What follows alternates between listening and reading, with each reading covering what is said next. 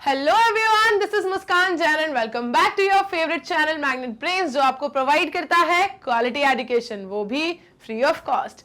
Principles of inheritance and variation chapter हम complete कर चुके हैं और हमने कल इसके एनसीईआरटी सॉल्यूशंस पार्ट 1 भी कंप्लीट कर लिए थे।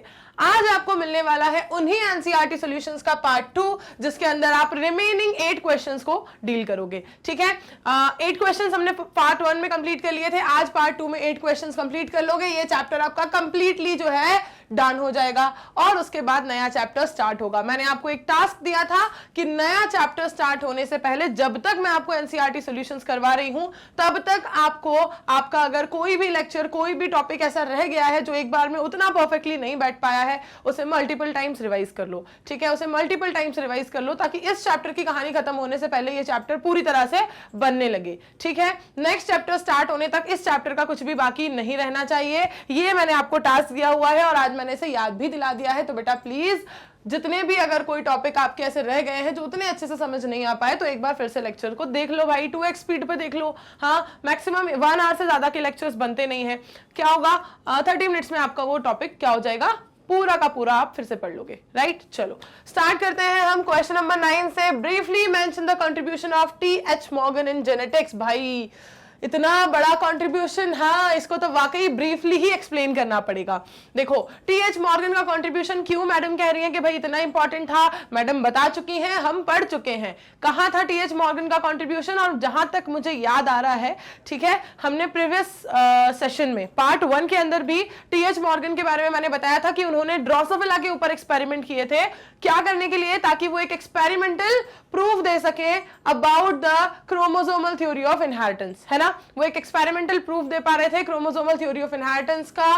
किसकी वजह से उन्होंने जो एक्सपेरिमेंट्स किए थे, किसके ऊपर? ड्रोसोफिला मेलानोगास्टर के ऊपर, उसकी वजह से। अब देखो, आप ये जो टी.एच. मॉर्गन का कंट्रीब्यूशन आपसे पूछा गया, इसमें आप क्या बताओगे? यही बताओगे भाई कि उन्होंने क्या किया, फ्रूट फ्लाइज के ऊपर काम किया। बहुत ही अच्छा सा बढ़िया एक एक्सपेरिमेंट निकाल के दिया। उसमें उन्होंने ना कि सिर्फ पैरेंटल टाइप जनरेशन के बारे में बताया, साथ ही उन्होंने बताया about the recombinant type also. Right, यही था टी.एच. मॉर्गन का एक्सपेरिमेंट। चलो देखते हैं आंसर कैसे फ्रेम होगा। चलो भाई, मेरे हथियार तो रेडी है, आपके पेन पेंसिल नोटबुक सब कुछ रेडी है या नहीं? चलो भाई, सेट अपना तो सब कुछ। स्टार्ट करते हैं हम। थोड़ा सा ये वाले येलो की बजाय अगर ये येलो होगा तो ज्यादा अच्छा लगेगा। राइट, चलो। Morgan's work is based on fruit flies, Drosophila melanogaster. Morgan का जो वर्क था वो किसके ऊपर बेस्ड था? Fruit flies. कौन सी फ्रूट फ्लाइज? Drosophila melanogaster. इनके ऊपर उन्होंने पूरे एक्सपेरिमेंट्स किए थे। जैसे मेंडल ने किसके ऊपर किए थे?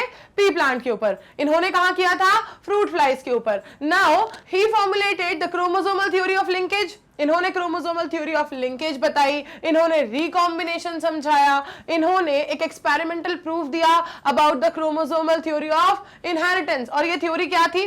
जल्दी बताओ जल्दी बताओ जल्दी बताओ। क्रोमोसोमल थ्योरी ऑफ इनहेरिटेंस क्या थी? ये था एक मर्जर। ठीक है, एक तरीके से अगर हम मर्ज कर दें किस चीज को, मेंडल की जो थ्योरी थी, मेंडल के जो प्रिंसिपल्स या लॉज ऑफ इनहेरिटेंस थे, उनमें अगर जो क्रोमोसोमल बेसिस का डिस्कवरी हुई, जैसे जैसे बताया जाने लगा कि भाई क्रोमोसोमल जो है वो बेसिस है। ठीक है, क्रोमोसोम्स से क्या होता है, ये सब चीज ट्रांसफर होती है, जो आप कह रहे हो कि जीन्स में है। ठीक है, जीन्स कहाँ है? डीएनए में है। ठीक है, अब ये जीन्स कहाँ पर है? क्रोमोसोम पे लोकेटेड है। राइट, एक क्रोमोसोम पे एक जीन, 2 जीन, फिर उनके बीच में लिंकेज। ये सारे फिनोमिना जैसे ही डिस्कवर हुए, फिर उन्होंने बताया कि भाई इसका क्रोमोसोमल बेसिस ऑफ इनहेरिटेंस हम बताते हैं कि ठीक है, इस जीन के होने से ये कैरेक्टर एक्सप्रेस होता है, ठीक है, लेकिन वो इनहेरिट कैसे हो रहा है? वो क्रोमोसोम्स के थ्रू होता है। क्रोमोसोम किस तरह से क्या होंगे? स्प्लिट होंगे। हाँ, किस तरह से उनके बीच में क्या होगी? चीजें इनहेरिट होंगी। ये सारा का सारा जो क्रोमोसोमल बेसिस ऑफ इनहेरिटेंस था, जो थ्योरी थी, उस थ्योरी का एक एक्सपेरिमेंटल प्रूफ देने के लिए मॉर्गन ने किए थे फ्रूट फ्लाइज के ऊपर बहुत सारे अच्छे अच्छे से एक्सपेरिमेंट्स। और उन एक्सपेरिमेंट्स का, ठीक है, अगर ये कहें कि जो उन्होंने डाटा लिया, जो क्रॉसेस उन्होंने लगाने के लिए पूरी शुरुआत की, वो उन्होंने पूरा रेफरेंस किससे लिया था? मेंडल के क्रॉसेस से ही लिया था। रेफरेंस उन्होंने कहां से लिया था? मेंडल के क्रॉसेस से ही लिया था। और उस रेफरेंस के बेस पर फिर उन्होंने देखा कि नए चेंजेस क्या आ रहे हैं, है ना। उन्होंने क्या देखा कि नए चेंजेस क्या आ रहे हैं। क्यों किया उन्होंने ये? पूरा मैं आपको कंप्लीट रिवीजन दे रही हूं कि मॉर्गन के एक्सपेरिमेंट के पहले वाली क्या क्या कहानी थी, ठीक है। क्योंकि यहाँ मॉर्गन ने ये सब कुछ बताओ जब मेंडल कर चुके थे, उन्हीं से रेफरेंस लेना था, तो मॉर्गन को जरूरत क्यों पड़ी ये एक्सपेरिमेंट्स करने की? क्योंकि कई सारे साइंटिस्ट ने मेंडल के लॉज और प्रिंसिपल्स को एक्सेप्ट नहीं किया, क्योंकि वो ये कह रहे थे कि ये क्या होती है, एक स्टेबल फॉर्म में, ठीक है। पैटर्न ऑफ इनहेरिटेंस जो उन्होंने बताया वो ये बताया कि एक स्टेबल फॉर्म में क्या हो रहा है, कैरेक्टर इनहेरिट होता जा रहा है। तो फिर साइंटिस्ट ने ये कहा कि भाई अगर स्टेबल फॉर्म में इनहेरिट होता रहेगा तो फिर वेरिएशन कैसे आएगा, इवोल्यूशन कैसे हो रहा है। हाँ, अगर स्टेबल फॉर्म में एक कैरेक्टर अगर जाता रहेगा तो नई जनरेशन में कोई वेरिएशन कैसे आएगा। अब इस वेरिएशन वाले जो क्वेश्चन मार्क था ना, इसे वहां पर मेंडल के लॉज और प्रिंसिपल से सॉल्व नहीं किया जा सका। उसी बात को कंप्लीट करने के लिए कि भाई मेंडल ने इतना काम तो कर दिया है, सिर्फ एक वेरिएशन वाली बात जो है आके अटक रही है, इसे हम कर देते हैं। तो फिर किसने किया? टी.एच. मॉर्गन ने, थॉमस हंट मॉर्गन ने ड्रोसोफिला मेलानोगास्टर या फ्रूट फ्लाइज के ऊपर किया अपने एक्सपेरिमेंट्स को, और उन्होंने उनकी थ्योरी को कंप्लीट कर दिया। इसीलिए अब ये थ्योरी क्या हो जाएगी, मर्ज होके एक कंप्लीट थ्योरी बन जाएगी, जो है क्रोमोसोमल थ्योरी ऑफ इनहेरिटेंस, ठीक है।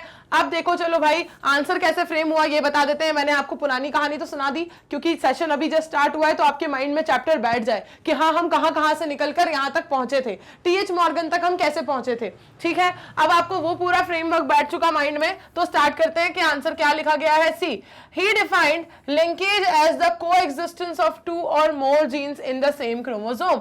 उन्होंने लिंकेज को कैसे डिफाइन किया, ठीक है। लिंकेज को यहां हम हाईलाइट कर लेते हैं। मॉर्गन ने लिंकेज एंड रिकॉम्बिनेशन के बारे में बताया था। लिंकेज के बारे में उन्होंने क्या बताया कि जब सेम क्रोमोसोम के ऊपर 2 जीन्स प्रेजेंट होती है, ठीक है।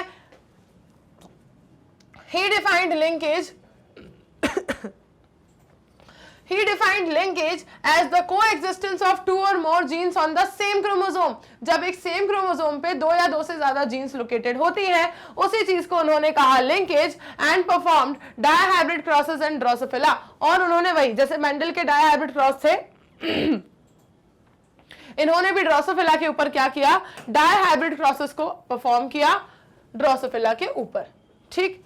To show that linked genes are inherited together and are located on X chromosome. अब उन्होंने ये क्यों किया, उन्होंने ये बताया ऐसा करके डायहाइब्रिड क्रॉस को लगा के कि जो जीन्स है जो सेम क्रोमोसोम पे पाई जा रही हैं, मतलब हमने क्या बनाया था, चलो ऐसे हमने क्रोमोसोम्स बनाए थे, ठीक है, कि अगर जीन्स हैं जो कि क्या पाई जा रही हैं, सेम क्रोमोसोम पर पाई जा रही हैं। मैं अगर कह रही हूं कि इसी क्रोमोसोम पे ये जीन भी है और ये जीन भी है, और ये क्रोमोसोम आप लोग को दुबला नहीं लग रहा?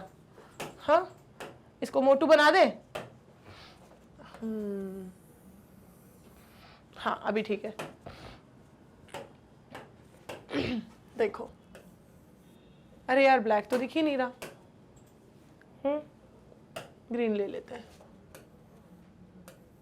देखो इस तरह से उन्होंने ये बताया था कि जीन्स जो होती हैं वो सेम क्रोमोसोम पर लिंक्ड होती हैं, और जो लिंक्ड जीन्स होती हैं वो एक साथ इनहेरिट होती हैं। ये क्रोमोसोम जहां भी जाएगा वो इन जीन्स को अपने साथ लेकर ही जाएगा, ठीक है। इस तरह से उन्होंने डिफाइन किया द टर्म लिंकेज, कि जो जीन्स क्या होती हैं, लिंक्ड होती हैं, ठीक है। उस प्रोसेस को उन्होंने कह दिया कि ये इनके बीच में क्या पाया जा रहा है, लिंकेज पाया जा रहा है। कुछ होती है टाइटली लिंक्ड, कुछ होती है लूजली लिंक्ड, ठीक है। ये फिनोमिनाज उन्होंने डिस्कवर करके बताए, और उन्होंने बताया कि ये जो लिंक्ड जीन्स का कॉन्सेप्ट है ये पाया जाता है एक्स क्रोमोसोम में, वाई में नहीं, ठीक है। ये जो लिंक्ड जीन्स का, ठीक है, कि जीन्स जो है वो क्रोमोसोम पे लोकेटेड हैं, ये सारा फिनोमिना जो उन्होंने एक्सप्रेस किया, ये उन्होंने भाई एक्स क्रोमोसोम के लिए कहा है, ठीक है। ये सब उन्होंने किसके लिए कहा है, एक्स क्रोमोसोम के लिए। वाई पर कोई जीन नहीं होती, वाई पर कोई किसी कैरेक्टर को एक्सप्रेस करने वाली जीन नहीं है। ये किसके लिए बताया उन्होंने, एक्स क्रोमोसोम के लिए बताया,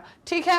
अब फिर उन्होंने क्या किया, his experiments have also proved that tightly linked genes show very low recombination. जो मैंने अभी आपको बताया था ना कि जो लिंकेज उन्होंने एक्सप्लेन किया, उसमें 2 तरह की जीन्स आएंगी, लिंक्ड जीन्स, टाइटली लिंक्ड और लूजली लिंक्ड। यहीं तो लिखा है, ये रहा, टाइटली लिंक्ड जीन्स और लूजली लिंक्ड जीन्स, ठीक है। जो टाइटली लिंक्ड होंगी, जैसे अगर मैं इनमें से अब आपको चेंज करके बताऊं, ठीक है, जो टाइटली लिंक्ड होंगी उनकी कहानी कैसी चलेगी और लूजली लिंक्ड की कैसी चलेगी, देखना।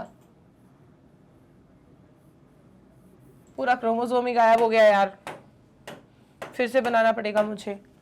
चलो मैंने अगर आपसे ये कहा कि रेड वाली जो है वो टाइटली लिंक्ड है और ग्रीन वाली जो है वो लूजली लिंक्ड है, तो बताओ दिख रही है या नहीं? और ज्यादा लूजली लिंक्ड बना दें क्या इसको? और ज्यादा लूजली लिंक्ड बना देते हैं, ये लो, ठीक है, ये लो आप, ठीक। हाँ, उन्होंने ये कहा कि जो टाइटली लिंक्ड जीन्स होंगी उनको एक दूसरे से अलग कर पाना, जहां ये क्रोमोसोम जाएगा वहीं ये जाएंगी, ठीक है, ये बिल्कुल भी एक दूसरे से क्या होंगी? सेपरेट नहीं होंगी। और इसी वजह से अब क्योंकि एक दूसरे से सेपरेट नहीं हो रही है, ठीक है, तो कभी भी इनके बीच में ऐसा इंटरचेंज नहीं होगा कि रेड यहाँ जाके बैठ जाए, ग्रीन इधर आ जाए, तो ऐसा कुछ इनके बीच में नहीं होगा टाइटली लिंक्ड के बीच में। तो इसलिए उन्होंने कहा कि टाइटली लिंक्ड जीन्स क्या करेंगे? रिकॉम्बिनेशन कम शो करती हैं। ये सारा का सारा मैं आपको डायरेक्टली क्यों बता पा रही हूँ? क्योंकि हम पढ़ चुके हैं ना, सॉल्यूशंस बस हम देख रहे हैं। हम पढ़ चुके हैं कि जो मॉर्गन का एक्सपेरिमेंट था, उसके जो क्रॉस निकल कर आए थे, उसके जो रिजल्ट्स निकल कर आए थे, उसमें पैरेंटल टाइप जो है वो ही ज्यादा था, रिकॉम्बिनेंट टाइप का परसेंटेज बहुत रेयर था। टाइटली लिंक्ड जीन्स के केस में तो बहुत ही रेयर था, और लूजली लिंक्ड जीन्स के केस में भी थोड़ा सा 37% तक गया था, ठीक है। तो लूजली लिंक्ड जीन्स के केस में भी रिकॉम्बिनेशन जो है वो थोड़ा ज्यादा होगा as compare to tightly linked, ठीक है। इसका मतलब ये भी नहीं है कि बहुत ज्यादा होगा, इसीलिए जो चेंजेस होते हैं, जो वेरिएशंस आते हैं, वो कैसे आते हैं? स्लो चेंजेस आते हैं। ऐसा नहीं है कि आज कुछ चेंज आया, कल बहुत ज्यादा बिल्कुल अगली जनरेशन में एकदम ड्रास्टिक चेंज आ गया, अगली जनरेशन में फिर ड्रास्टिक चेंज आ गया, और दादा से लेके पोते तक तो पूरी मतलब पीढ़ी बदल गई, हाँ, पूरा ऑर्गेनिज्म ही चेंज हो गया। ऐसा होता है क्या? नहीं होता। चेंजेस कैसे होते हैं? काफी स्लो चेंजेस होते हैं, ठीक है। इसीलिए तो मॉर्गन का एक्सपेरिमेंट एक्सेप्ट करना आसान हो गया कि यार हाँ, जैसा दिख रहा है दुनिया में वैसा ही दिख रहा है इनके एक्सपेरिमेंट में, right. Slow and gradual changes दिख रहे हैं, जो कि कारण है इवोल्यूशन का, वेरिएशंस के आने का, और इसी को उन्होंने कहा भाई लिंकेज एंड रिकॉम्बिनेशन। अब इस लिंकेज एंड रिकॉम्बिनेशन की प्रोसेस में बस आप इतना याद रख लो यहां पर कि टाइटली लिंक्ड जो होंगी वो कम रिकॉम्बिनेशन शो करेंगी, लूजली लिंक्ड जो होंगी वो ज्यादा रिकॉम्बिनेशन शो करेंगी। बस यहां पर इतना था। नेक्स्ट देखो इन्होंने आंसर में क्या एक्सप्लेन किया, that see what is pedigree analysis, suggest how such an analysis can be useful। pedigree analysis क्या है और आपको ये बताना है कि ये एनालिसिस कैसे यूजफुल है, ठीक है। तो भाई अपन ने हर एक पेडिग्री एनालिसिस को बना के देखा है, ठीक है। हर एक पेडिग्री एनालिसिस को हमने कैसे बना के देखा है, उसका जो मेंडल वाले जो क्रॉस हम उसके अंदर लगा सकते थे, वो सारे क्रॉसेस हमने लगा कर देखे, उसकी क्या क्या प्रोबेबिलिटीज उसके अंदर पॉसिबल है उसको देख के कि भाई ये दिख तो रहा है अनअफेक्टेड, हाँ रेड कलर तो नहीं है, लेकिन अब वो होमोजाइगस भी हो सकता है, हेटेरोजाइगस भी हो सकता है, कंप्लीटली अनअफेक्टेड भी हो सकता है, करियर भी हो सकता है, राइट। तो ये सारे कॉन्सेप्ट्स को हमने बना के देखा था। बस वैसे ही कुछ आपसे यहां पूछा जा रहा है कि पेडिग्री एनालिसिस क्या है और आप कैसे इस एनालिसिस को क्या बना सकते हो, यूजफुल बना सकते हो, मतलब इसको कहां यूज कर सकते हो, बस बता देते हैं। Pedigree analysis is a record of occurrence of a trait. Pedigree analysis क्या है? किसी ट्रेट को किस तरह से वो अकर कर रहा है, किस तरह से वो पाया जा रहा है, कोई भी ट्रेट, उस चीज का पूरा एक रिकॉर्ड मेंटेन करके रखना, ठीक है। पेडिग्री एनालिसिस क्या है? It is a record of occurrence of a trait in several generations of a family, ठीक है। मैंने आपको बताया था कि कैसे एक फैमिली की काफी सारी जनरेशंस में कोई ट्रेट जो है वो क्या होता है, बार बार बार बार बार बार पाया जाता है। बस उसी के बेसिस पर ये पेडिग्री एनालिसिस क्या होता है, काम आता है। इसका जो रिकॉर्ड है वो काम आता है पता करने के लिए कि किसी भी जनरेशन में, किसी भी फैमिली के अंदर कैसे वो ट्रेट जो है वो पास ऑन हो रहा है अभी तक और आगे कैसे होगा। Now, it is based on the fact that certain characteristic features are inheritable in a family. Family में कई सारे characteristic features जो होते हैं वो inheritable होते हैं, पेरेंट्स से ऑफस्प्रिंग तक inherit होते हैं, generation to generation pass on होते हैं। तो फॉर एग्जाम्पल आई कलर जो है वो पास ऑन होता है फैमिली में, है ना, स्किन कलर पास ऑन होता है, स्किन का टोन पास होता है, हेयर कलर जो है वो, हेयर का टाइप जो है कि कर्ली है या स्ट्रेट है या वेवी है या फिर ब्राउन है या ब्लैक है, रेड है, हाँ जो भी हेयर का कलर है, फॉर्म है, वो सब जो है वो पास ऑन होता है। फेशियल कैरेक्टरिस्टिक्स जो है वो पास ऑन होते हैं, ठीक है। किसी के कान बड़े होते हैं, किसी के छोटे होते हैं, किसी की आंखें बहुत बड़ी होती हैं, किसी की आंखें बहुत छोटी होती हैं, किसी की आंखें ऐसी बिल्कुल ब्रॉड होती हैं, राइट। तो अलग अलग तरह के जो फेशियल फीचर्स हैं वो भी फैमिली से पास ऑन होते हैं, देखने को मिलते हैं, बिल्कुल। Along with these features, इन सारे फीचर्स के साथ साथ there are other genetic disorders just such as Mendelian disorders। इन सारे फीचर्स के साथ साथ अगर हम बात करें तो काफी सारे जेनेटिक डिसऑर्डर्स भी जो हैं पास ऑन होते हैं पेरेंटल जनरेशन से न्यू जनरेशन में। जैसे कि अगर हम बात करें जेनेटिक डिसऑर्डर्स जिन्हें कहते हैं, उन्हें हमने दो पार्ट में डिवाइड किया था। जेनेटिक डिसऑर्डर्स को हमने 2 पार्ट में स्टडी किया था, राइट? कैसे होते हैं दो पार्ट में? एक होते हैं मेंडेलियन डिसऑर्डर्स, दूसरे होते हैं क्रोमोसोमल डिसऑर्डर्स। मेंडेलियन डिसऑर्डर्स कौन से थे? जिन सब में आपने मेंडेलियन क्रॉस लगा लगा के देखे थे कि भाई ऐसे जा रहा है ये एक जनरेशन से दूसरी जनरेशन में।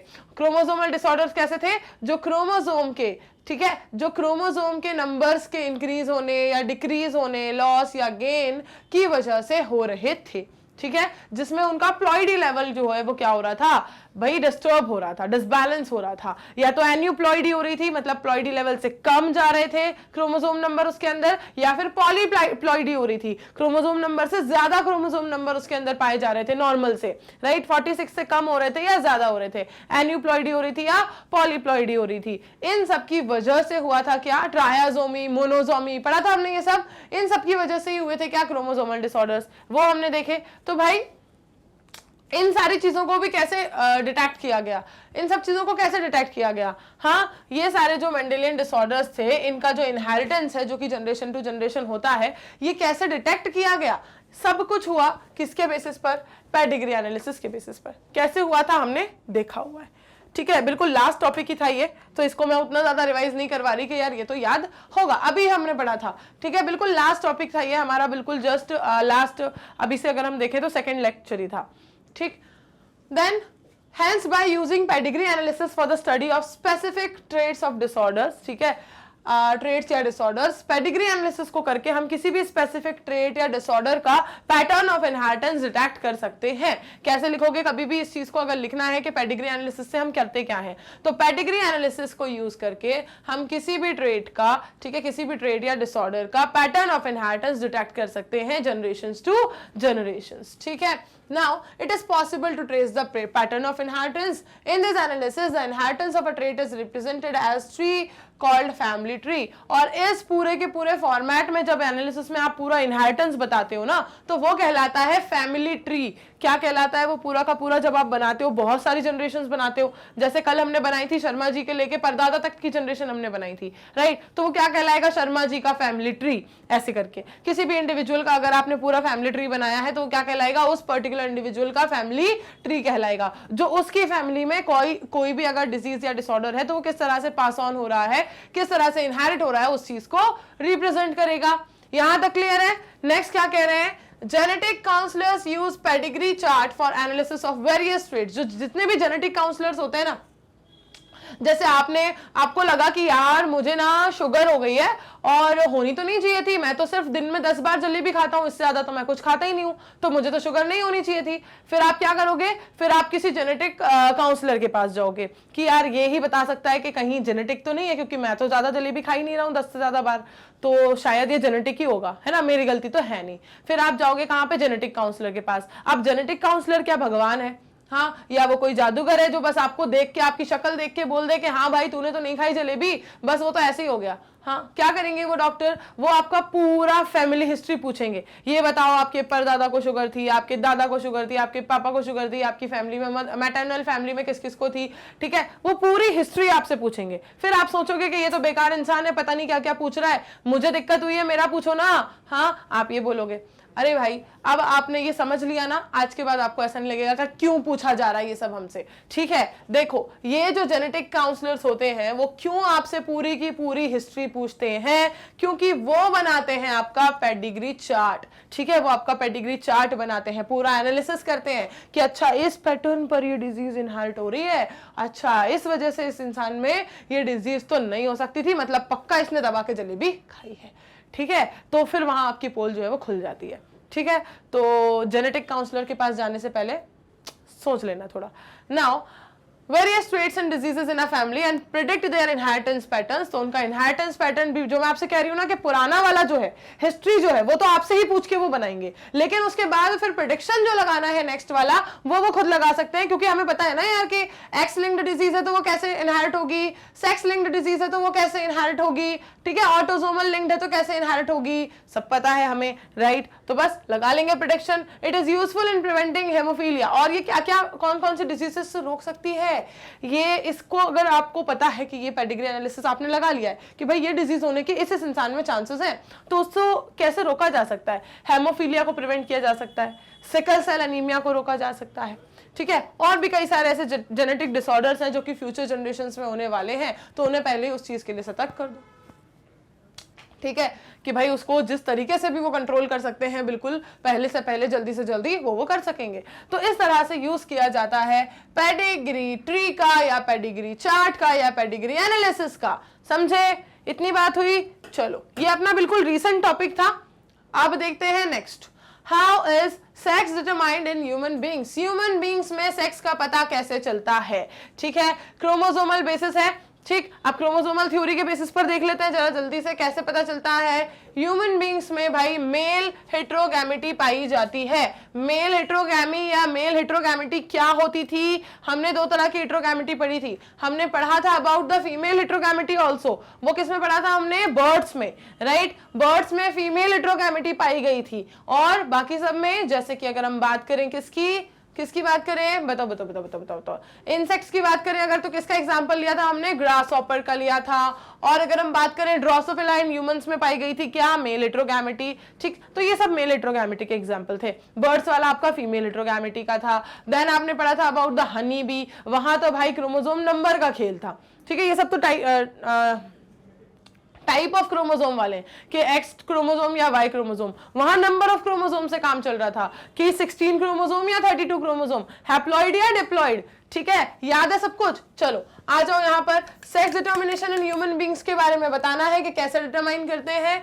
यहां पर होती है मेल हेट्रोगैमिटी, मतलब जो मेल सेक्स पेयर है, 23rd पेयर ऑफ क्रोमोसोम जो है, उसके अंदर जो दोनों क्रोमोसोम्स पाए जाते हैं वो कैसे हैं, हेट्रोगैमस, है ना। देखो ये कैसे हैं, हेट्रोगैमस क्रोमोसोम्स हैं। दोनों अलग अलग बनाएंगे ना गैमीट्स। जब ये गैमीट बनाएगा तो ये बनाएगा एक्स वाला, और 50% ये गैमीट बनाएगा तो कौन सा वाला, वाई वाला। ठीक, 50% X 50% Y, X and Y. ठीक है, तो इसलिए इसे कहते हैं क्या, मेल हेट्रोगैमिटी। आप देखो इसमें क्या होगा, in humans males X Y. ठीक है, ह्यूमन मेल्स में एक्स वाई पाया जाता है, और ये क्या करता है, दो अलग अलग तरह के गैमीट्स को बनाता है, जैसे कि एक्स और वाई 50-50 बनाएगा। नाउ ह्यूमन फीमेल्स की अगर हम बात करें तो इनमें पाया जाता है क्या, इनमें कोई हेट्रोगैमिटी नहीं है भाई, होमोगैमस। ठीक, दोनों ही जो गैमीट्स बनेंगे 50% क्या बोलना अब उन्हें, हाँ 100% गैमीट्स जो है वो एक्स क्रोमोसोम वाले ही सेम ही बनेंगे। Now they produce one type of gametes only. ठीक है, और होते हैं कहां पर है, हाँ कौन से वाले gametes, x chromosome only. Now the sex of the baby is determined by the type of male gamete that fuses with the female gamete. अब जब यहाँ कोई वैरायटी नहीं है, ये बताओ तो किसी भी ऑफस्प्रिंग्स का, किसी भी चाइल्ड का जो सेक्स है वो किसकी वजह से डिटरमाइन किया जा पाएगा, ये भी सेम है, ये भी सेम है, ये भी सेम है। कैसे डिटरमाइन होगा, इसकी वजह से।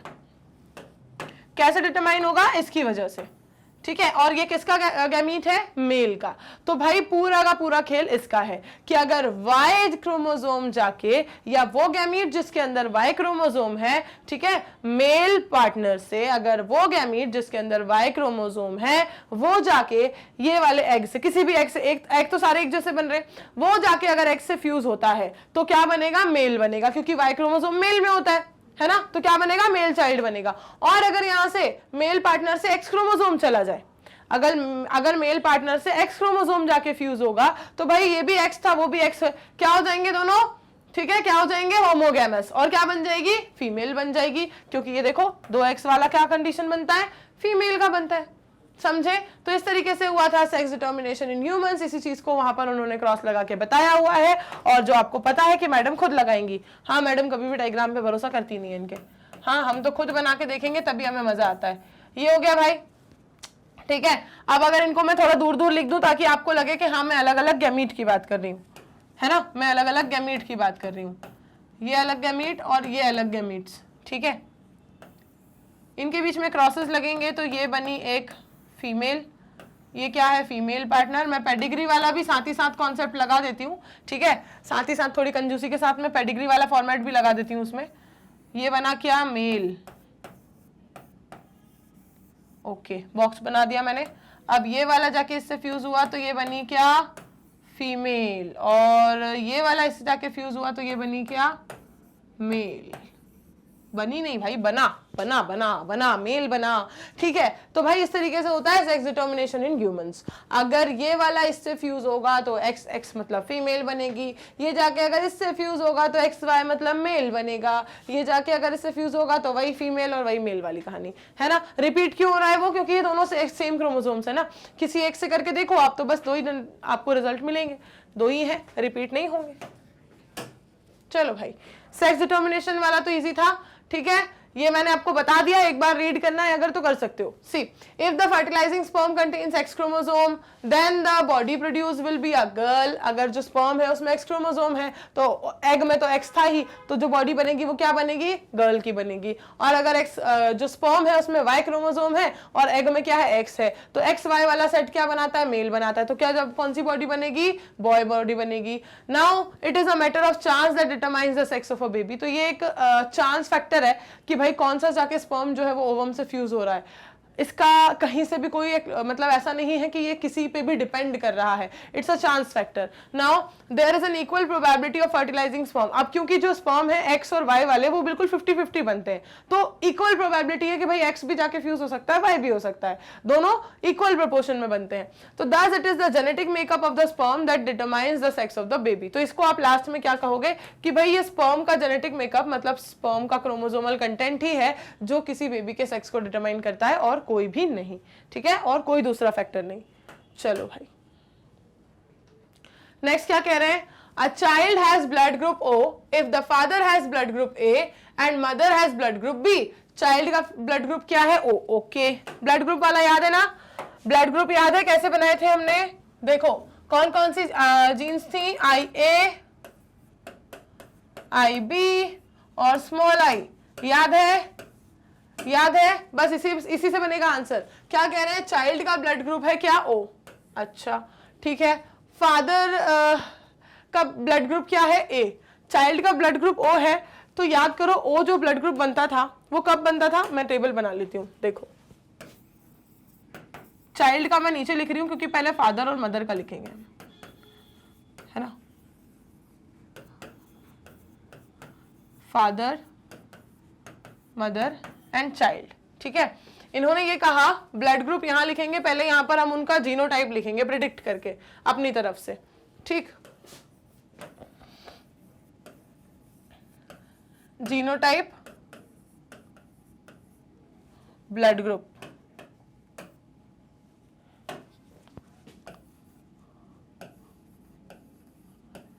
चलो भाई बातों बातों में मैंने टेबल ही बना ली।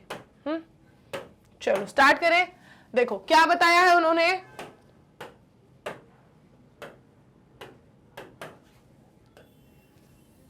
हाँ अभी ठीक लग रहा है।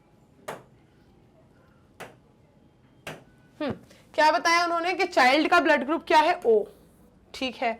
और क्या बताया? फादर का ब्लड ग्रुप क्या बताया? A, ठीक है। और मदर का ब्लड ग्रुप क्या बताया?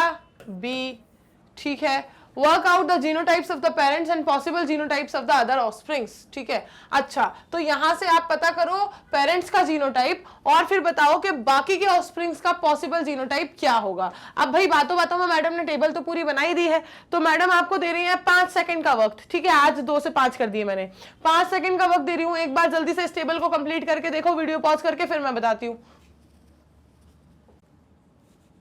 चलो भाई किया कंप्लीट टेबल को?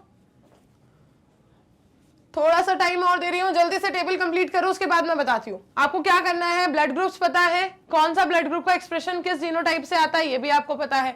पॉसिबिलिटीज अगर एक से ज्यादा की हैं तो वो पॉसिबिलिटीज भी लिख लो, ठीक। और फिर बताना क्या है कि पेरेंट्स का जब आपको जीनोटाइप पता चल जाएगा तो आपको क्रॉस लगा के ये बताना है कि बाकी के ऑफस्प्रिंग्स में क्या क्या जीनोटाइप होने की पॉसिबिलिटी, कौन कौन सा ब्लड ग्रुप होने की पॉसिबिलिटीज बन सकती है। बस आपको पॉसिबिलिटीज बतानी है। जल्दी से देखो भाई टेबल कंप्लीट करो, जल्दी। हो गया सबका? करके देखा है सभी ने या नहीं? भाई पूरा चैप्टर पढ़ चुके हैं, अब तो करके देखना जरूर बनता है, ठीक। तो जल्दी से एक बार सॉल्व करके देखो, फिर मैं बताती हूँ। जल्दी से, बहुत कम मौका मिलता है मुझे ये बोलने का कि सॉल्व करके देखो, ठीक है। मेरे पास तो सब कुछ क्या होता है कि बस मैम थ्योरी है, कॉन्सेप्ट है, टॉपिक है, डायग्राम है, तो मैं खुद ही सब कुछ एक्सप्लेन कर रही होती हूँ, राइट। यहाँ पर मुझे बहुत कम मौका मिलता है। आज मिला है, आज मिला है कि मैं आपसे कह सकती हूँ कि भाई एक्सप्लेन करके बताओ, सॉल्व करके बताओ। सॉरी, एक्सप्लेन तो मुझे ही करना है, ठीक। चलो हुआ, बता दूं, आ जाए। चलो देखो, चाइल्ड के बारे में आपसे कहा गया कि इसका ब्लड ग्रुप है O, ठीक है। अब O कब आता है? O आता है तब जब होमोजाइगस कंडीशन हो, ये वाली, है ना, ये पता है हमें। चलो तो यहां मैंने लिख दिया चाइल्ड का जीनोटाइप, भाई इसका ये जीनोटाइप है, ठीक। बी ब्लड ग्रुप कब आता है? बी ब्लड ग्रुप आता है तब जब IB और ये वाली जीनोटाइप हो, है ना, तभी बी ब्लड ग्रुप आता है। ये एक्सप्रेस हो जाती है, इससे फर्क नहीं पड़ता। अगर AB होती तो AB ब्लड ग्रुप होता, सिंपल सी बात है। और सिमिलरली फिर A ब्लड ग्रुप कब आता है? जब IA और स्मॉल I हो, है ना। बस अब आपको क्या करना है, ये फादर और मदर का जीनोटाइप जो आपने निकाल लिया, इसको क्रॉस लगा के बताना है कि बाकी ऑफस्प्रिंग्स में क्या क्या जीनोटाइप फिनोटाइप होने की पॉसिबिलिटीज है। That's it. चलो क्रॉस लगा लेते हैं, आ जाओ क्रॉस लगाते हैं। यहां पर कहां लगाएं? रहने देते हैं इसे यहीं पर, यहां पे लगाती हूं मैं क्रॉस। देखो फादर का जीनोटाइप क्या है? IA, है ना, IA और स्मॉल I, ये दो गैमीट्स हो गए। और मदर का क्या है? IB और स्मॉल I, ठीक है, ये बन गया। अब देखो मैं क्रॉस लगा रही हूं, IA IB हो सकता था या तो, ठीक है ना, या तो फादर से ये वाली जीन आती और मदर से ये जीन आती, है ना। फिर जो ब्लड ग्रुप बनता वो कौन सा बनता?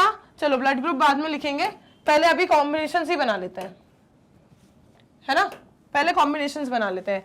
अगर मदर से IA आती और फादर से ये वाली जीन आती, मतलब IA और स्मॉल I ये अगर आते तो एक अलग ब्लड ग्रुप बनता। और अगर अब हम कहें कि भाई मदर से ये वाली जीन के साथ कॉम्बिनेशन तो हो गया, मदर से अगर ये वाली जीन आती और फादर से ये जीन आती, IB और स्मॉल I, तो एक कॉम्बिनेशन बनता। और अगर फादर और मदर दोनों से यही जीन आ जाती, स्मॉल I जो कि IB है, ये देखो चाइल्ड का ब्लड ग्रुप उन्होंने O बताया है ना, तो एक ब्लड ग्रुप का कॉम्बिनेशन बनेगा। अब यहाँ पर अपन इसके ब्लड ग्रुप लिख लेते हैं कि कौन कौन से ब्लड ग्रुप की पॉसिबिलिटी है। ये वाला कौन सा ब्लड ग्रुप बनाएगा? AB। ये वाला कौन सा ब्लड ग्रुप बनाएगा? A। ये कौन सा ब्लड ग्रुप बनाएगा? B, क्योंकि भाई जो है डोमिनेंट वही एक्सप्रेस होगा ना। और ये क्या दिखाएगा? कोडोमिनेंस। ये क्या दिखाएगा? कोडोमिनेंस। ये क्या दिखाएगा? Complete dominance. और ये क्या दिखाएगा भाई? कुछ नहीं है, ये कुछ नहीं दिखा रहा मैम, ये तो बस जैसे तैसे बिछड़े यार इसके होमोजाइगस कंडीशन में मिल गए हैं, ये दिखा देगा अपना काम, ठीक है। ये रेसेसिव वाला कैरेक्टर O। तो भाई इन पेरेंटल कॉम्बिनेशंस के साथ जिन भी पेरेंट्स का अगर ये वाला ब्लड ग्रुप होगा तो उनके बच्चों में ये चारों ब्लड ग्रुप्स पाए जा सकते हैं। Blood group AB, blood group A, blood group B, blood group O, ठीक। अगर पेरेंटल कॉम्बिनेशन ये है तो भाई कोई भी पेरेंट हो, ठीक है, अगर पेरेंट्स का कॉम्बिनेशन ये है तो चिल्ड्रंस में ये वाले ब्लड ग्रुप्स पाए जाना पॉसिबल है, ठीक। बस यही पूछा था हमसे, पॉसिबल जीनोटाइप और पॉसिबल फिनोटाइप, ठीक है। हमने फिनोटाइप तो शायद पूछा भी नहीं था, बताओ पूछा था क्या? Genotypes of other offsprings, possible genotype बस आपसे पूछा था। हमने तो बता भी दिया है कि ब्लड ग्रुप कौन सा बनेगा, बताओ, हमने ब्लड ग्रुप भी बता दिया है कि कौन सा बनेगा। चलो भाई एक बार किसी को अगर स्क्रीनशॉट लेना है तो ले लो, फिर देखते हैं हम कि उन्होंने कैसे आंसर को फ्रेम किया है।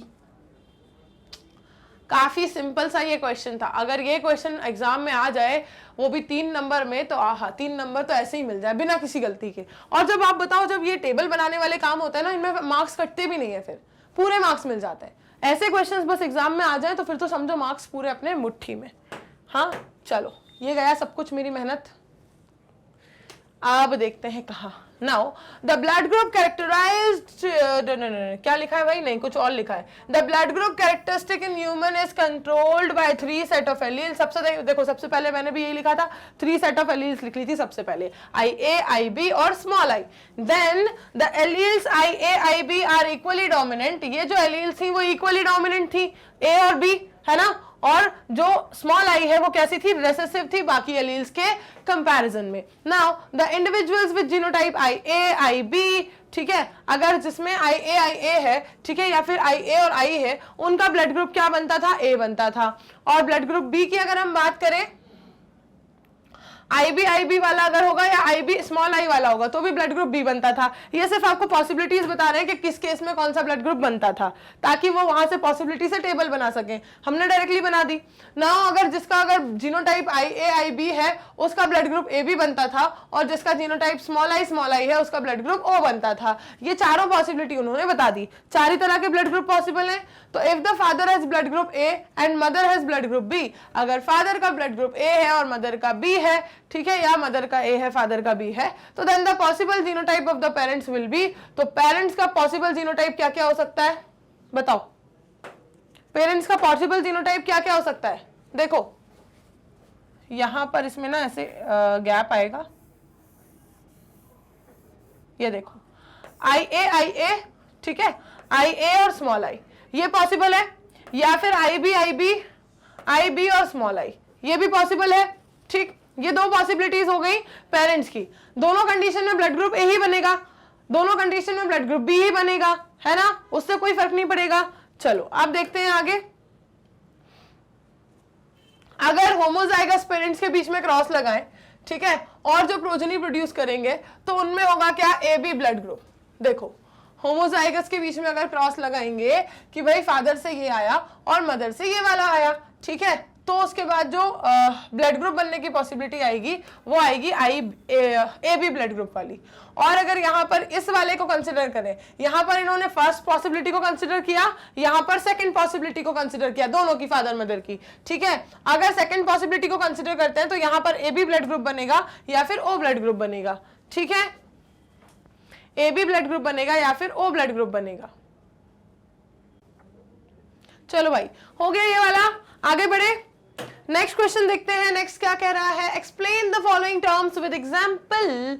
अब भाई कोडोमिनेंस को एक्सप्लेन करना है, कोडोमिनेंस को एक्सप्लेन कर देते हैं। कोडोमिनेंस अभी मैंने बताया आई ए और आई बी अगर एक साथ एक्सप्रेस होते हैं तो ब्लड ग्रुप बनता है ए बी, ना कि सिर्फ ए ना कि सिर्फ बी, ना सिर्फ ए अपना डोमिनेंस दिखा रहा है और ना ही सिर्फ बी अपना, बल्कि दोनों अपने डोमिनेंस दिखाते हैं, ठीक है। क्या सीक्वेंस जमाया ना इन्होंने, उस क्वेश्चन के बाद ये पूछा, ऐसा लग रहा है बस उसी के साथ चल रहा है, ठीक। वो अभी एग्जाम्पल देखा और उसी का उन्होंने कॉन्सेप्ट पूछ लिया, राइट। तो आई ए और आई बी जब एक साथ एक्सप्रेस होते हैं वो किस फिनोमिना क्या कहलाता है?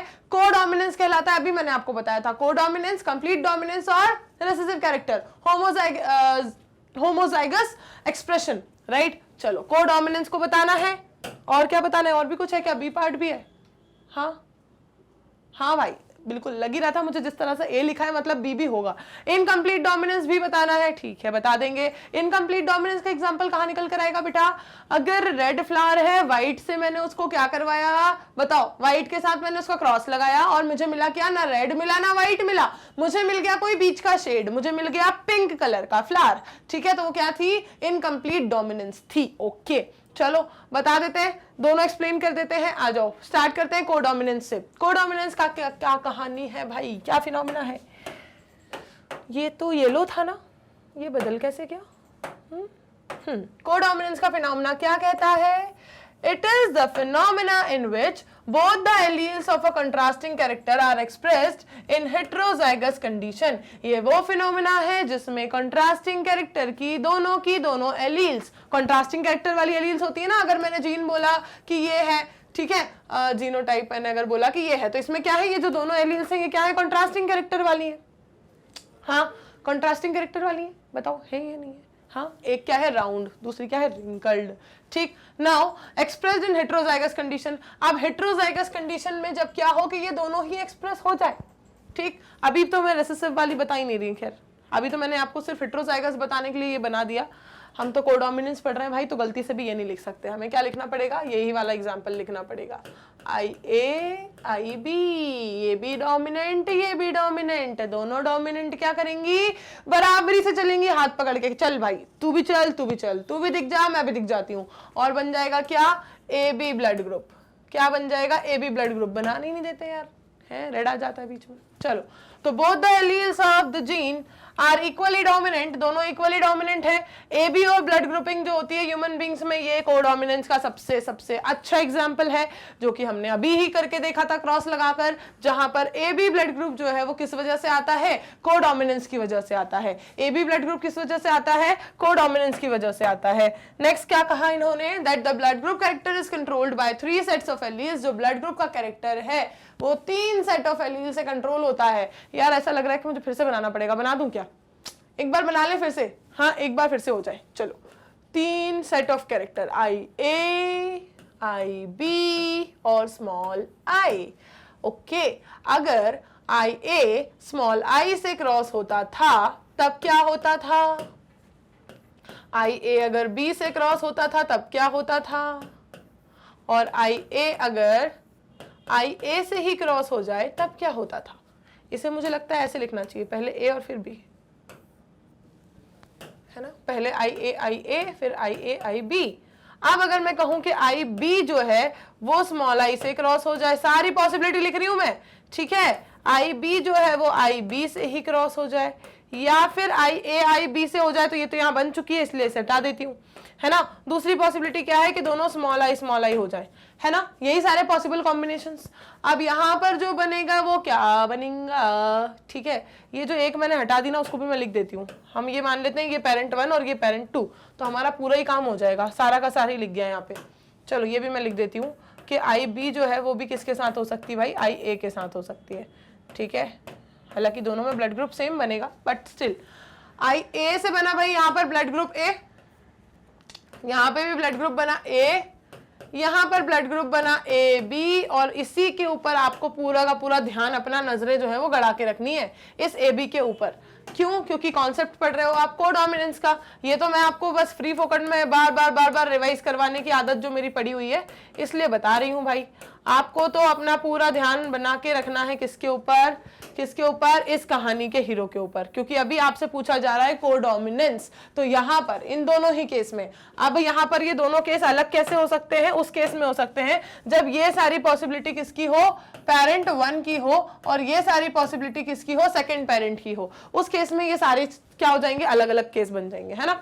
अब ये अगर सारे पेरेंट 1 से अगर ये पॉसिबिलिटी थी आई ए आई, ठीक है, पेरेंट 2 से अगर ये आई, ठीक है, तो क्या कॉम्बिनेशन बनेगा, ये 3 बनेंगे। अब यहाँ पर ये जो ए बी वाला आपको देखने को मिला है, ए और बी, ये जो आपको देखने को मिले ये डोमिनेंस के एग्जाम्पल है, कंप्लीट डोमिनेंस के एग्जाम्पल है। ये यहाँ कोडोमिनेंस नहीं है, कोडोमिनेंस सिर्फ इस वाले एग्जाम्पल में है, सिर्फ इस वाले में कोडोमिनेंस सिर्फ इस एग्जाम्पल में है, जहां पर आई ए और आई बी दोनों ही डोमिनेंट जीन है। देखो दोनों कैपिटल से लिखी हुई है, और दोनों डोमिनेंट जीन जो कि क्या कर रही है, इक्वली डोमिनेट करके कोडोमिनेंस को शो कर रही है। दोनों का देखो ब्लड ग्रुप बन गया, ठीक। बस यही थी भाई कहानी का पूरा सार, यही था जो मैंने आपको पूरा वापस से एक और टेबल बना के बता दिया।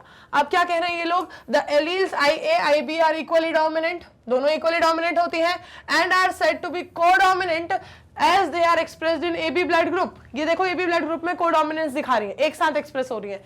Both these alleles do not interfere with the expression of each other। दोनों एक दूसरे की लाइफ में बिल्कुल इंटरफेयर नहीं करती कि तूने आज क्या खाया, मैंने तो ये खाया ही नहीं, हाँ कभी भी इंटरफेयर नहीं करती। क्या करती हैं, अपना रेस्पेक्टिव एंटीजन बनाती हैं, अपने काम से काम रखती हैं, खुश रहती हैं। Hence AB blood group is an example of codominance, इसलिए AB blood group क्या हो जाएगा, कोडोमिनेंस का एग्जाम्पल बन जाएगा, ठीक। चलो तो क्या ये कहानी आपके दिमाग में बैठ गई, हाँ पता नहीं कितनी बार तो मैंने सुना दी, बैठ गई हो तो बताओ जरा, आगे बढ़ जाऊं मैं। अगली कहानी आपको मिलने वाली है इनकम्प्लीट डोमिनेंस की, तो उसके लिए तो मुझे ये टेबल ना हटानी नहीं चाहिए, यहां से मैं उठा लूंगी 2 एग्जाम्पल, इनकम्प्लीट डोमिनेंस वाले 4 मिल जाएंगे मुझे, बस बन गया काम मेरा। देख रहे हो आप, आलस देख रहे हो आप मेरा, हाँ बनाऊंगी नहीं मैं दोबारा टेबल, देखो यहीं से काम हो जाएगा मेरा।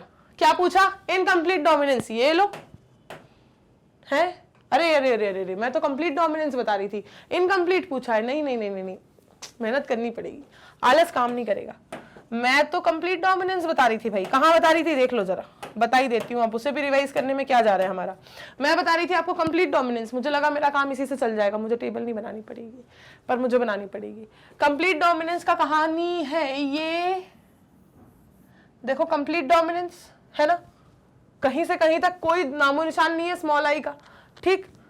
और ये देखो कंप्लीट डोमिनेंस, कहीं से कहीं तक कोई नामो निशान नहीं है स्मॉल आई का, कोई O blood, B O blood group या ओ बी ब्लड ग्रुप सुना है कभी? हाँ, ओ ए या ए ओ ब्लड ग्रुप सुना है कभी? कभी नहीं सुना, है ना? ए है तो ए है, बी है तो बी है, दैट्स इट। अब यहाँ पर क्यों नहीं कह रही मैं कंप्लीट डोमिनेंस? क्योंकि यार वहां तो कोई दूसरा था ही नहीं ना रिसेसिव, वो एक जैसे ही तो थे, तो डोमिनेंट तो नहीं था, उसकी बात नहीं कर रही मैं। ये देखो, होमोजाइगस और हेटेरोजाइगस दोनों कंडीशन में कंप्लीट डोमिनेंस मिलती है, और सिर्फ होमोजाइगस रिसेसिव कंडीशन में ही क्या मिलता है? वो रिसेसिव वाला कैरेक्टर मिलता है। ये आपने पढ़ा हुआ है। तो ये हो गया आपके homozygous dominant and heterozygous dominant, और ये हो गया आपका होमोजाइगस रिसेसिव जो कि है लास्ट। ये होमोजाइगस रिसेसिव, ये तीन अलग अलग कलर आपको बता रहे हैं क्या? Codominance, homozygous dominant and heterozygous dominant and then homozygous recessive. ठीक, अब यहां से मेरा जो काम था ना, जो मैं सोच रही थी कि इनकम्प्लीट डोमिनेंस भी बता दूं, वो नहीं हो पाएगा, वो तो अपना रेड, व्हाइट और पिंक में होता है, तो उसे फिर से बना लेते हैं।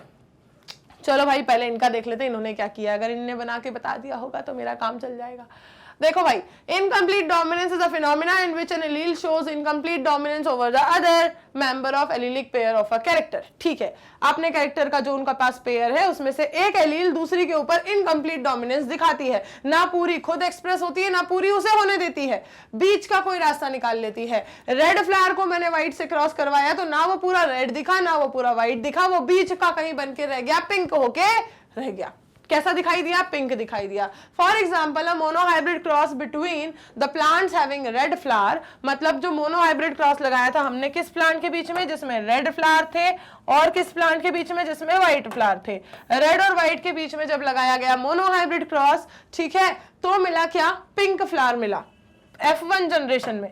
F2 जनरेशन में बाद में जाके रेड भी मिला था, व्हाइट भी मिला था, ठीक है, F2 जनरेशन में मिला था, लेकिन all pink flower in F1 generation. F1 generation में सारे पिंक फ्लावर मिले थे। ऐसा क्यों हुआ था?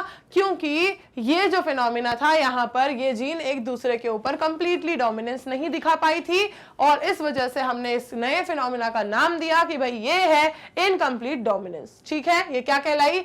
इनकम्प्लीट डोमिनेंस कहलाई, जिसका आपको देखने को मिला यहाँ पर क्या? एक क्रॉस। देखो यहाँ देखो, ये देखो भाई, F1 जनरेशन में सारे पिंक फ्लावर मिले, फिर जब इनके बीच में सेल्फ पॉलिनेशन करवाया, क्योंकि ये जो रेसेसिव वाली है ना, जो वहां पर पूरी एक्सप्रेस नहीं हो पाई, और ये डोमिनेंट वाली भी पूरा डोमिनेट नहीं कर पाई, ये यहाँ पर जब क्या आएंगे? होमोजाइगस कंडीशन में आएंगे।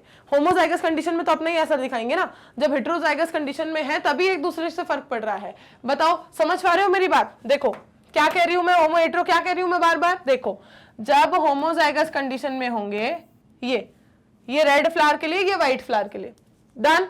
ये डोमिनेंट है, ये रेसेसिव है, दिख ही रहा है, कैपिटल और स्मॉल है, डन। मैं कह रही हूं कि हेटेरोजाइगस कंडीशन में ऐसा होगा ना, अभी हेटेरोजाइगस है, दूसरी दो पॉसिबिलिटी क्या है? होमोजाइगस की, ये वाली और ये वाली। इस कंडीशन में, अरे यार ये हर बार आर जुड़ क्यों जाते हैं? देखो, ये दोनों होमोजाइगस कंडीशन है, होमोजाइगस डोमिनेंट, होमोजाइगस रिसेसिव।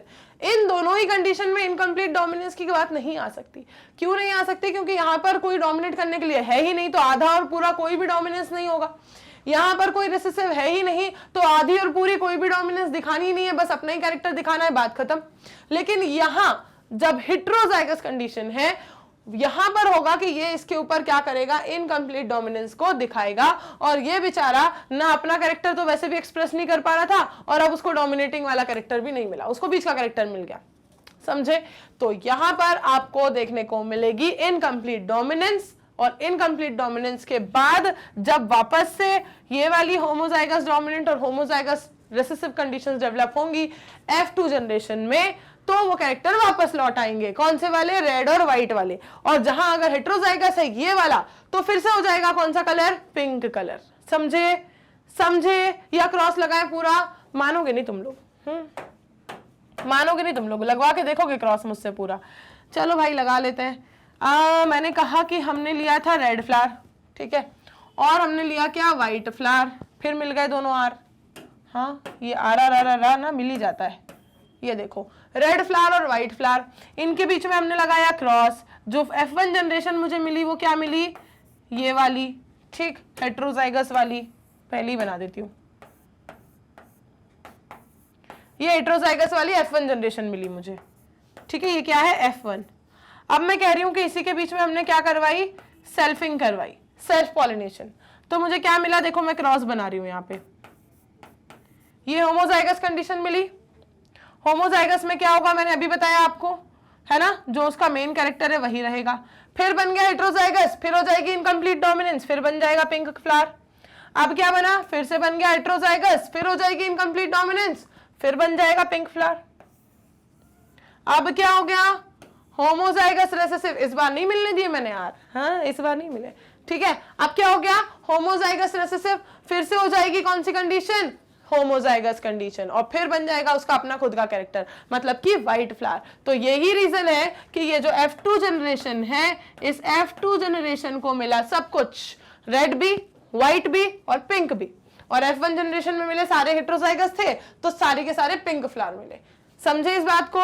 तो आपको इनकम्प्लीट डोमिनेंस कौन बताएगा, हमेशा हेट्रोजाइगस बताएगा, चाहे वो जहां पर भी हो, यहां पर हो, यहां पर हो, चाहे यहां पर हो, चाहे यहां पर हो, इनकम्प्लीट डोमिनेंस आपको हमेशा कौन बताएगा, हमेशा पिंक वाला, ठीक है, हेट्रोजाइगस वाली कंडीशन में पता चलेगी। अगर यहां तक क्लियर है तो मैं आगे बढ़ जाऊं ये सारा सफाया करके।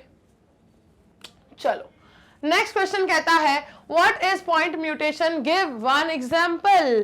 पॉइंट म्यूटेशन का एक एग्जांपल देना, और वो एक एग्जांपल इतना अच्छा सा फेमस सा एग्जांपल है जो मैंने आपको बार बार पढ़ा दिया है, ठीक। चलो बता देते हैं भाई, पॉइंट म्यूटेशन का एक बहुत ही अच्छा सा फेमस सा एग्जांपल जिसे मैं कर रही हूं यहां हाईलाइट, और वो है सिकल सेल एनीमिया, जिसके अंदर बीटा ग्लोबिन चेन में 6th पोजीशन पर ग्लूटामिक एसिड की बजाय वेलिन आकर बैठ गया था कि भाई मुझे बैठना है यहाँ पर, मैं रुमाल रख के गया हूं, ठीक है। और उसकी वजह से भाई पूरा फिर चेन में चेंजेस आए, उसका पूरा कॉम्प्लीमेंट्री बेस पेयर में चेंज आया, सब कुछ चेंज होता गया होता गया होता गया, और हो गया क्या, सिकल सेल एनीमिया। क्या हो गया, सिकल सेल एनीमिया हुआ था, ठीक है। चलो आपको याद आ गया होगा कि हम किस रेफरेंस में बात कर रहे हैं, पढ़ते हैं answer. Point mutation is a change, point mutation is a change in a single base pair of DNA. Point mutation क्या है, डीएनए के एक सिंगल बेस पेयर में जब चेंज आता है बाय सब्स्टिट्यूशन, डिलीशन और इंसर्शन। पहले पॉइंट म्यूटेशन की डेफिनेशन बता रहे हैं हम। जब भी एक सिंगल बेस पेयर में चेंज आता है, चाहे वो सब्स्टिट्यूशन से आए, चाहे वो डिलीशन से आए, चाहे वो इंसर्शन से आए, चाहे वो सिंगल एक नाइट्रोजनस बेस के चेंज होने से आए, किसी भी चीज से आए, ठीक है, एक सिंगल नाइट्रोजनस बेस सब्स्टिट्यूट हो जाए, डिलीट हो जाए, इंसर्ट हो जाए, कुछ भी हो जाए, उस इन सारे चेंजेस की वजह से, मतलब नॉर्मल कंडीशन से आया हुआ से बदला हुआ कोई भी चेंज, चाहे वो कम वाला हो, ज्यादा वाला हो, कैसा भी चेंज हो, पर नॉर्मल से अलग वाला चेंज, तो उन सारे चेंजेस को एक स्पेसिफिक पॉइंट पर जो आए हैं, एक सिंगल न्यूक्लियोटाइड बेस पर जो आए हैं, एक सिंगल नाइट्रोजनस बेस पर जो चेंजेस आए हैं, वो सब कहलाते हैं पॉइंट म्यूटेशन। अब पॉइंट म्यूटेशन का इससे अच्छा एग्जाम्पल आपको कहीं नहीं मिलेगा, और इससे ज्यादा इंपॉर्टेंट एग्जाम्पल कोई दूसरा है भी नहीं। सिकल सेल एनीमिया जो हम पढ़ चुके हैं, it involves mutation in a single base pair. इसमें एक सिंगल बेस पेयर में जो म्यूटेशन होता है, जो होता है कहां पर, बीटा ग्लोबिन चेन। यहां पर इन्होंने ऐसा वाला बीटा लिखा है ना, मैं बेटा पढ़ रही थी उसको, हाँ आदत है हमें ये वाला बीटा पढ़ने की, राइट, आदत है ना हमें ये वाला बीटा पढ़ने की, और ऐसे फिर यहां पर ग्लोबिन चेन लिखा रहता है, ये हो गई बीटा ग्लोबिन चेन, है ना, आदत है ना पढ़ने की, राइट। चलो तो बीटा ग्लोबिन चेन की बात अगर हम करें, हेमोग्लोबिन पिगमेंट की ऑफ द ब्लड। नाउ दूसरा क्या कह रहे हैं, ग्लूटामिक एसिड जो कि short arm of chromosome, sorry क्या कह रहे थे हम, glutamic acid in short arm of chromosome 2 gets replaced by valine at the 6th position. इस चेन के 6th पोजीशन से ग्लूटामिक एसिड को हटाकर वेलिन आके बैठ जाता है, ठीक है, उसको रिप्लेस कर देता है, और उसी से होता है क्या, सिकल सेल एनीमिया, है ना, सिंपल था। नेक्स्ट वो क्या कह रहे हैं, Who had proposed the chromosomal theory of inheritance? Inheritance की chromosomal theory किसने propose की, जल्दी बताओ भाई। सबसे पहला क्वेश्चन ही यहीं से शुरू हुआ था, chromosomal theory of inheritance से। फटाफट से देखो भाई क्या लगा था, हाँ मॉर्गन आंसर देने वाले थे। मॉर्गन ने इसका एक्सपेरिमेंटल प्रूफ दिया, चिल्ला चिल्ला के बता रही थी मैं कि मॉर्गन ने सिर्फ उस थ्योरी का एक्सपेरिमेंटल प्रूफ लाके दिया। थ्योरी किसने दी, थ्योरी दी थी सटन एंड बवरी। ओके देखो भाई, इन्होंने प्रपोज की theory chromosomal theory of inheritance in 1902। Golu Golu Golu they linked inheritance of traits to the chromosome, जो उन्होंने इनहेरिटेंस ऑफ ट्रेट्स मेंडल्स के ऑब्जर्वेशन से उठाया और क्रोमोसोम्स की नई डिस्कवरी जो उन्होंने की थी, उन दोनों चीजों को, ठीक है, उन दोनों चीजों को उन्होंने क्या कर दिया, लिंक कर दिया, मर्ज कर दिया और बना दी क्रोमोसोमल थ्योरी ऑफ इनहेरिटेंस। ठीक है, अब ये जो क्रोमोसोमल थ्योरी ऑफ इनहेरिटेंस है, इसके बारे में याद रखना, आज के बाद कभी भी ये मत सोचना कि थॉमस हंट मॉर्गन ने की थी। उन्होंने उसका एक्सपेरिमेंटल प्रूफ दिया था। कैसे दिया था? उन्होंने उसका एक्सपेरिमेंटल प्रूफ दिया ड्रोसोफिला मेलानोगास्टर के ऊपर एक्सपेरिमेंट्स करके, और फिर उन्होंने दो नए टर्म्स बताए, लिंकेज एंड रिकॉम्बिनेशन। ये याद रखना, ठीक है। चलो नेक्स्ट पे आते हैं। Mention any two autosomal genetic disorders with their symptoms. आपको कोई दो ऑटोसोमल जेनेटिक डिसऑर्डर बताने, मतलब जो ऑटोसोम लिंक्ड हो, जो ऑटोसोम से ट्रांसमिट होते हो, इनहेरिट होते हो, ठीक है। तो ऑटोसोमल लिंक्ड जेनेटिक डिसऑर्डर्स बताने हैं और उनके सिम्टम्स भी बताने हैं। तो जेनेटिक डिसऑर्डर तो पढ़ चुके हो, बस उसी से निकाल लो कोई दो। देखो इन्होंने कौन से दो निकाले हैं, एक तो सिकल सेल एनीमिया, दूसरा डाउन सिंड्रोम। बस चलो देखते हैं सिकल सेल एनीमिया के बारे में क्या कह रही है। It is an autosomal linked disease. सबसे पहले मैंने याद है आपको डिसऑर्डर्स पढ़ाते वक्त मैंने हर एक डिसऑर्डर में सबसे पहले इसको हाईलाइट किया था, याद है ना।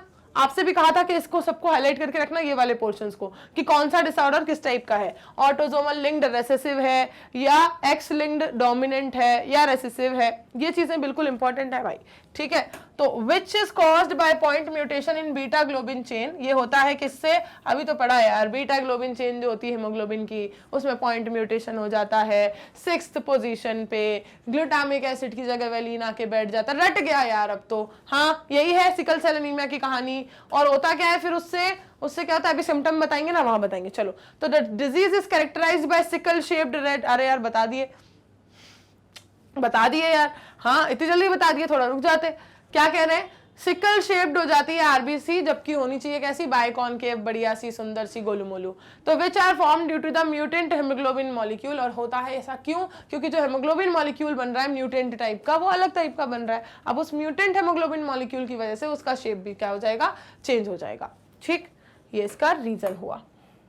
Next, this disease, the disease is controlled bye, इसको कौन सी जीन कंट्रोल करती है, HBA और HBS, ठीक है, ये इसे कंट्रोल करती हैं। होमोजाइगस इंडिविजुअल जिनका जीनोटाइप क्या होगा, HBS, इनके अंदर इस डिजीज के सिम्टम्स पाए जाएंगे, ठीक है। While the heterozygous individual with genotype HBA and HBS are not affected, वो अफेक्टेड नहीं होंगे, लेकिन वो क्या होंगे, करियर होंगे। मतलब अफेक्ट कौन कर रहा है, ये HBS वाला, ठीक है।